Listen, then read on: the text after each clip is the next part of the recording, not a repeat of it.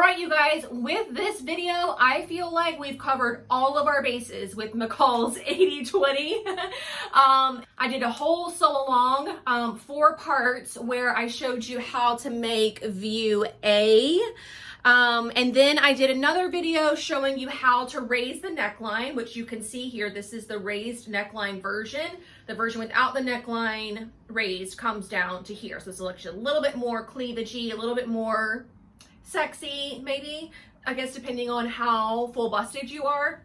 But today I want to show you how to attach and make the longer, slimmer sleeve with the flounce. You remember in our original sew along video, we did this version here, the flounce sleeve. And today I'm going to show you how to make this version. It's obviously more close fitting, also has this cute little flounce on the bottom. And by way of me showing you how to make this, you're also going to learn how to make this one as well. You would just omit anything. When I start talking about the flounce, you just fast forward. You're just going to hem this like you would hem the bottom of the skirt. But all the instructions for sewing the sleeve and attaching it to the bodice will all still apply. So let's get right into the tutorial and you can learn how to make this cute little sleeve. To talk about the fitted sleeve with the little flounce, let me show you how to put the sleeve together. So your sleeve by itself looks like this, right? You've got your sleeve, you've got notches cut at the top, and you've got 2 notches on either side of that as well, right? And then you've got lower notches down here, 1 on one side and 2 on the other side. And if you remember from the original sew along, the single notch denotes the front side of the sleeve that gets attached to the front of the dress, and the double notch denotes the back of the sleeve, the part that gets attached to the back of the dress. So the first thing they'll have you do is baste at the seam allowance, which is 5/8 of an inch, between these 2 notches. And then there's actually a small little error in the instructions. They neglect to tell you that you need to stitch another line of basting 1/4 inch in from the original one. So you'll have 2 rows of basting and it looks like this. I know it's really hard to see. Is that easier? Maybe. Because my thread matches for once. But you've got 2 rows of stitching. Both of them are stitched at the largest machine setting that you've got for your stitch length. And you've got thread tails on both ends. When it comes to inserting the sleeve into the bodice, you'll see we'll tug on these a little bit to get it to ease into that shoulder. So, but for now, just leave it completely flat. And then you are going to sew your underarm seam, which is these 2 lines here. So you fold it right sides together and you stitch all along this, kind of like a side seam, but it's, you know, just for the sleeve. You've got a little notch here to help you line things up, and you just want to match up all of your raw edges. While you are at your machine, you can go ahead and start working on the sleeve flounce. Okay, so this is what the sleeve flounce looks like whenever you cut it out, obviously minus the threads, but I want to illustrate sort of the magical part for you. And what they want you to do is go ahead and stitch these 2 together to make the round like cone shape and then do the hem. That is just way too fiddly. Don't worry about that. We're just going to, like we did for the hem on the original sew along, we're going to go ahead and hem this or press in the hem and then sew those together and then stitch down the hem. So we're just going to skip this little step for right now.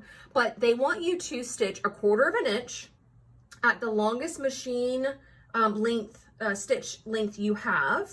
And then they want you to press the edge over your 5/8 inch seam allowance. But as you can see, as you start doing that, there's a lot of folds in it, right? Like it's not going to be like a perfect circle on the bottom because there's so much more fabric on the raw edge than there is at the seam allowance. So that's the trick. That's why we stitched this little basting stitch, because if you pull it up ever so slightly and distribute those gathers around the hem, you can see it starts to fold in on itself.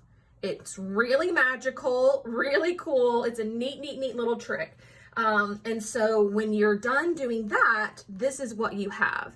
And I wanted to show you this side here looks really good. If you get anything where it's folding over like it is in these few spots, and you can see on the wrong side too, on the right side too, it creates a little point. That means you haven't eased enough. So you need to ease in a little bit more until it's all laying in perfectly flat like this. And on the right side, it looks like a perfectly round hemmed edge. So cool.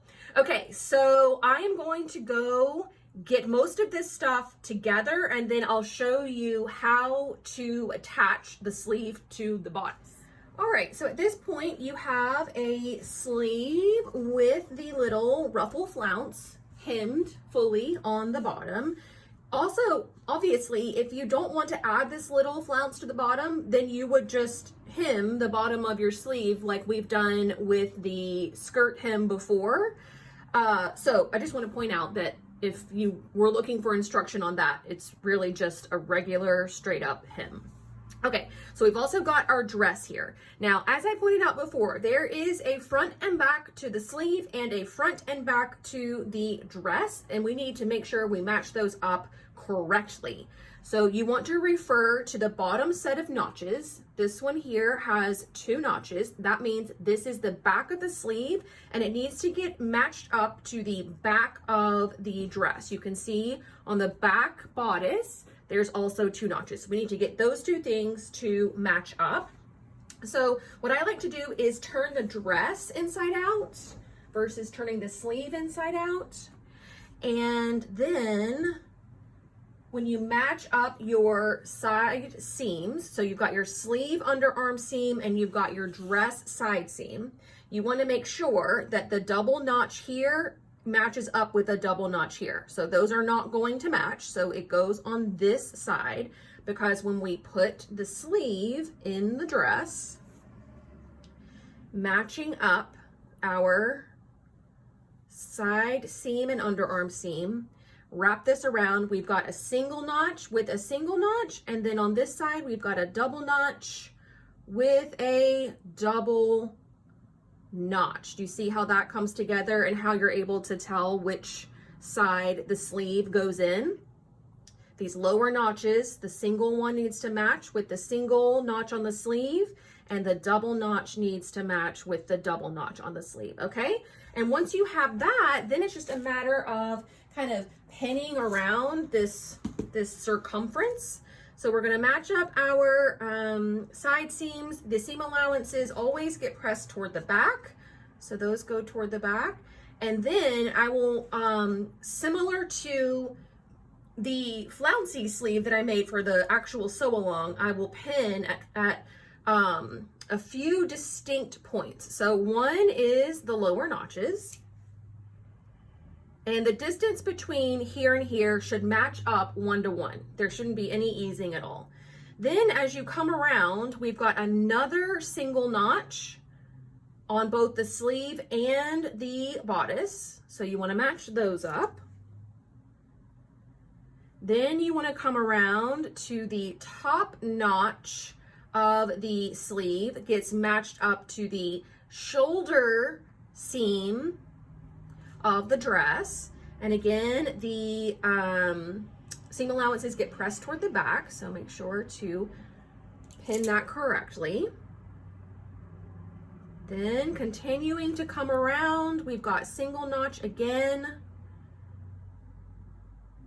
and then our lower single notch will be the last one that we will match up. Okay. But you can't just run over to your machine and start stitching all this down, because you can see here in the sleeve cap, like the top rounded part of the sleeve. I'm trying to figure out a good way to show you guys this. Can you see how it's like through here, it all matches 1 to 1. There's no ease, but through here, it's all wrinkly and bubbly on the sleeve side. That is why we put in those basting stitches. So at this point, you would peel this back, find the ends of your basting stitches like so, and just start gently pulling the bobbin thread like so until everything matches up evenly. So you can see it starts to come together. Really, really subtle things here. We're not going for a full on gather or anything like that. So it's really, really subtle. Again, I can show you on this side, and then yeah, pull up like so and distribute that throughout the sleeve cap like so. Again, we are not looking for gathers. What you should be feeling for with your fingers is that 5/8 inch one is nice and flat. That should not be bubbly at all. The wrinkles should only be happening within the seam allowance. So it's flat all through here at the 5/8 inch mark, and then as we come to the raw edge, that's where all the wrinkles are happening. And that's when you know you've got your sleeve set in perfectly. So you can put in some more pins just to secure those gathers. One more thing I like to point out is that my sleeve is what is going to be against the throat plate of the sewing machine. And that allows the feed dogs to kind of help a little bit in terms of distributing the gathers and smoothing them out at the seam line. The feed dogs are going to grab this and kind of flatten it out as you go, just to ensure that, just to help ensure that you don't get any puckers or anything. So take this to your machine, starting at the underarm seam, sew 5/8 inch all the way around, back stitching at the end. All right, and when you are done, you've got something that looks like this, and you can trim your threads. And now you have your sleeve set into your dress. You can flip it right side out again and see kind of what that the gathering did for the sleeve head. So you can see there aren't any gathers at all, like none. But you saw how gathered it was from the seam, within the seam allowance, and that is the point. That is what we are going for. So you want to trim away any of the gathering stitches that you can see there. Press your seam allowances toward the sleeve, and now you have got, well, you obviously have to do the other one as well, but now you've got your little sleeve with the cute little flounce attached. All right, well, it's a little bit more involved and a little bit more complex than the sleeve version that we did in the original sew along, but I do think the results are super, super cute. And if you want to give yourself a little challenge, if you want this make to take a little bit longer, go ahead and, cut out the sleeve. I do think it's a really, really cute addition to the dress. Obviously makes it great for the cooler months. I have so enjoyed taking you through McCall's 8020. I've seen some of your versions come through. They look great, and keep them coming. If you are making 8020 with the sew along or any of these bonus videos that I've done, and you decide to post it online, please tag me. I love to see them. So we can all commiserate and celebrate together about our cute little dresses. But that is going to do it for me today. Thank you all so much for watching, and I will see you very soon. Bye.